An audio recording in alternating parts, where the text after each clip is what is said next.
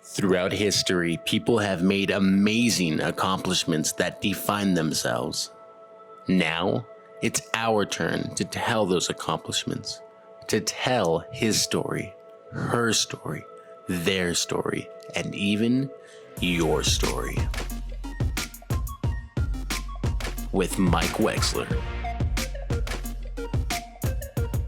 Welcome to Your Story, the podcast where we showcase everyone's story, including yours. My name is Mike Wexler, and I have a very special guest with me. We're actually live here at the Orange Space in Redlands, California, so make sure if you ever want to use a space, make sure you guys go to the Orange Space and reserve your space for anything your work needs. Now, I have a very special guest. She is a model, also a production assistant, and not only that, but also an actress, and also just an extraordinary human being. So ladies and gentlemen, let me introduce you to my guest at this time, Shannon Elizabeth Stone. Shannon, how are you? Hi, thank you so much for having me. I am so excited to finally get to do this and tell my story. Oh yeah, I mean, I think we've been following each other on Instagram for, oh my gosh. 2 years now? I think so. Dang, has it? Wow. Yeah, I did your 21st, oh, that's not your birthday. Oh, I did your birthdays, 2 birthdays on camera. I mean, it's obviously out there. I did 2 birthdays so far, so let's go 2 years. Oh yeah, I mean, you know, what you're doing out there is awesome, and let's talk about that really quick. So, of course, we're talking about some of the model stuff that you've done, especially for Naughty Girl Shop. Can you talk to us about, like, where did that opportunity come for you? So the Naughty Girl Shop started when I met Sienna, the owner, at her first Halloween party. And she is known for throwing outstanding parties, including naughty parties. And she had her first influencer party 2 years ago, and she noticed me because I came in always just on my phone, Snapchatting, Instagram stories, taking so many selfies, videoing everything, and she loved me and kept asking me to come back to all her parties, and it was so much fun. We started creating a great bond and friendship, and all her clothes are so sexy. I feel so great in them. They're not just naughty, I'm wearing them now. You know, you can just be in regular blouses, and I can't wait to wear them to my next job. Mm-hmm. And we just did a road trip, and we did Nevada, Utah, all around California, and we just shot all her new collection, and it's available now on her website. Okay. And working with the Naughty Girl Shop in Sienna has been a dream come true, and it came from my love of Playboy. Yeah, and then also speaking about Playboy, you were at the Playboy Mansion before it did get, unfortunately, demolished. So what was that opportunity like for you? So I got to attend the Midsummer's Night's Dream Party. It was the last party that Hugh Hefner was alive for, and it was the best day of my life. It was a dream come true. I've loved Playboy ever since I was 15 years old when The Girls Next Door was on E! And Holly, Bridget, and Kendra became my inspiration for who I am today, that blonde bunny that I love to be. And going to the mansion and just being VIP because I knew Hef's assistant, and walking around, seeing the grounds, seeing what was on the show, getting to hold the peacocks and the birds that Holly bought Hef, you know, getting to go inside the grotto, touch the jacuzzi. It was a magical experience, and I will never, ever forget it. I mean, absolutely. When you're inside the mansion, it's like, oh crap, like it is the mansion. Like that is just an awesome moment. Yes. So I am really sad that they demolished it, but there still is the Hugh Hefner Foundation, and I actually got to take a few pieces home from the mansion that live in my house. So I do have a piece of Hef that I get to keep around my house. Some paintings, some wallpapers, some stuff that he had. Well, speaking about good additions that you do have, I mean, you are very active when it comes to the Instagram presence. So, you know, I feel like that a lot of the times, especially in 2021, that a lot of people aren't consistent when it comes to content. We had a discussion before we went on the air about that. So how do you feel about being on that consistent content when it comes to photo shoots or anything that you post on your social media? It is hard. It is a 24-hour job. You are constantly thinking about what outfit am I going to be shooting in, where am I going to shoot this, the timing, the light, everything goes into it, and then when the company wants you to post.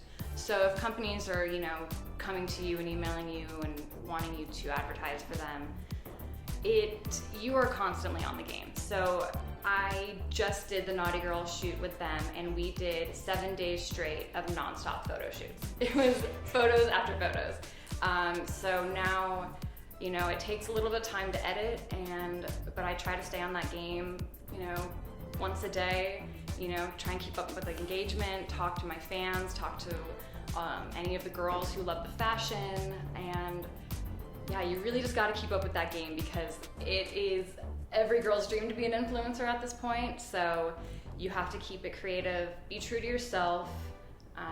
I really like to influence only things that I truly love, like the Naughty Girl Shop. It's, you know, woman-owned business, and I also influence for Sheena Solis Jewelry. She is based in England, but she was born here, went to UCLA, and I just love that she hand makes all her own jewelry. So I really like to influence the good brands and brands that I really believe in. So, and you just got to keep up with it every day. Keep that game going. I mean, it is hard to kind of keep it up every day, but I also feel like that as an influencer, you also have a great gift of connecting people together. That has been one of the greatest parts about influencing is the girls I've met. It is really girls supporting girls, and I know that does sound weird because we're all trying to compete for the same brands, but if we didn't have each other, we wouldn't be going out together to these events and helping each other shoot the content. And we all do that together. We all help each other with engagement. You know, we support each other, comment on it, you know, do everything that Instagram algorithm has to have. And we just make sure that we support each other because in meeting all those girls, and you also learn from them, and it's not really a jealousy thing because you are happy that they're getting these brands. And even girls who reach out to me and they're like, I want to work for Naughty Girl Shop, or I would love to work with Madison Braids or these companies, and I'm like, go for it. You know, here's the contact. I'd love to help you out. This is what it's like. But you just got to be on that game and keep it going strong. Absolutely. I mean, when it comes to networking, that is something that's huge key. But also, I mean, it is also kind of important when it comes to the production side of things. I mean, of course, you're a huge key player when it comes to the production side of things. So can you talk to us about where that kind of started for you? So I started out, I went to Cal State Long Beach, and I got my degree in production management. So I ultimately wanted to produce. And it started with Central Casting, and I joined the Screen Actors Guild. And when I graduated, I decided I had to go behind the screen and do accounting. And that's where I thought it would ultimately help with producing, because if I knew the numbers, I would ultimately make a great producer and know what the movie would be like and how to make it. So being on set, watching producers, watching the director, watch everyone together really gave me the mindset of how I want to work and get out there. When you are surrounded with a lot of passionate people, I feel like that it inspires you more. Like when it comes to my production team, when it comes to people that I know that are in production or anything that they're doing, if I'm working with them and they have the same passion that I do, then it really helps motivate me to keep going. Yes, I love that my friends really motivate me, because if I didn't have them, I don't know where I'd be. I am not that talented to set up a tripod and just do my own photo shoots. I really love when my friends can go out, get the angles for me, and it also, we just make a trip out of it too. It's fun, you know. It's not just work, you can have some playtime too. And it's really fun to dress up in a new outfit, do your hair and makeup, and then go out and have a drink with your girls after. Right, it's always fun to meet new people, but let's talk about you meeting celebrities. I mean, like, you met a lot of celebrities within your time, whether that's, you know, I believe Hugh Hefner was one of them. I never actually met Hugh Hefner. Okay. I was friends with Crystal and her friend Ashley Mathau, who's Charles Mathau and Walter Mathau. She sent me to Club 33 for Valentine's Day as a gift, and it was another incredible opportunity I never saw coming. So thank you, Ashley, for that. And Crystal. But yeah, the biggest celebrities, that's my one thing about being on set, is I always have to get my photo with celebrities. And that's what I'm known for. People will always make fun of me for that, but it's fine, I love it. I mean, trust me, I mean, if The Rock was on my set, I mean, I'd probably take a selfie with him. I mean, it's a dream come true, and I love when I hear like Jennifer Lawrence go on interviews and say, oh, I just met Kim Kardashian. And it's like, you're Jennifer Lawrence, you're Oscar winning. Right. And you're obsessed with Kim Kardashian, and she owns it. And so I completely own it. Like, when I'm on set, people know I'm like, oh, I'm getting a photo with him. Like, it's my goal. It usually works, except now during COVID, it's a little harder. No wrap parties, but yes, meeting celebrities are always super nice. You just gotta casually go in there. I kind of throw in the accounting term. Hey, I am one of the accountants. I've helped pay for you to be on this. Paid your chef, get your nails done. Yeah, it's always awesome to connect, especially now since, you know, we're getting into the times of post-COVID.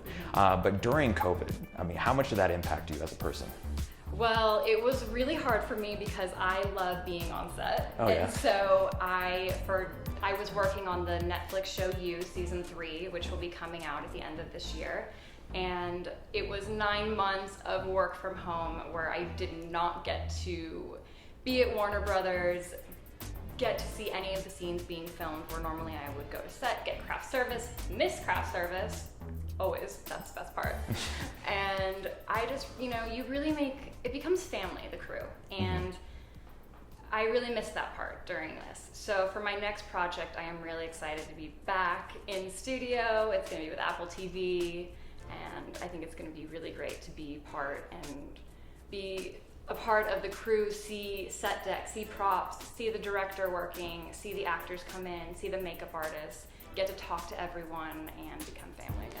Of course, I mean, production crew is family, and I know that one family in particular that is deep within your heart is the Moxie crew.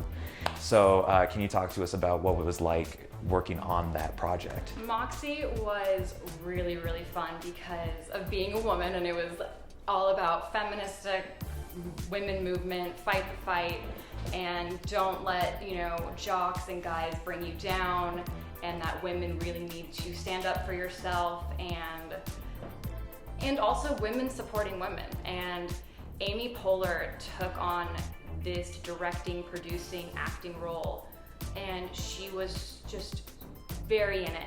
The message was really going out there that women are, we're gonna stand up for ourselves, and you can't bully us down, you can't tell us, what to wear, we're our own people, and we're gonna stand up for ourselves now. And I really appreciated Amy Poehler giving that to us women and standing up for us. Well, shout out to Amy Poehler if you are watching. Well, Shannon, I do want to thank you so much for being on the podcast. But before we go, I do have this last final question. And that is, after everything that you've done in your career and you're going to do thus far, are you proud of your story? Like, is Shannon Elizabeth Stone's story a great one?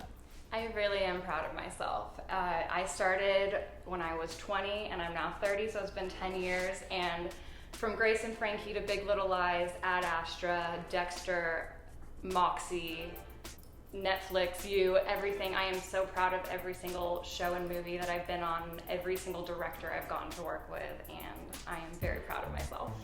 Well, Shannon, thank you so much for being on the show. Make sure you guys go follow her on all social medias, which is at The Shannon Stone. At The Shannon Stone.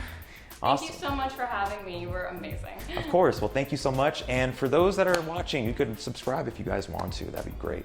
And if not, also, you could also listen to this on Apple Podcasts, Spotify, or anything. And one more time, shout out to the Orange Space for everything that you do, where you could reserve your space now.